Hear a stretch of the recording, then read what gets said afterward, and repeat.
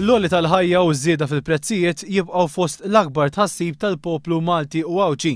Statistika uffiċjali tal-Unjoni Ewropea li kienet ippubblikata fil-jiem li għaddew turi kif Malta kellha t-tieni l-ogħla rata tal-għoli tal-ħajja fiż-żona euro matul ix-xahar ta' April.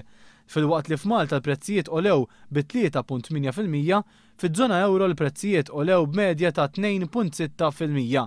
Din kienet l-akbar żieda fl-għoli tal-ħajja fl-aħħar 16-il xahar u t-tieni l-ogħla fl-Ewropa wara dik reġistrata fl-Estonja. Il-prezzijiet tal-ikel f'Malta għolew b'6% u dawk tat trasport għolew b'8%. Kien hemm ukoll żiediet fil-prezzijiet fl-oqsma tas-saħħa u l-edukazzjoni. Fl-istess waqt statistika oħra tal-Eurostat din id-darba dwar il-pagi turi li l-paga medja tal-Maltin hija 15 euro fis-siegħa anqas minn dik tal-medja tal-Unjoni Ewropea.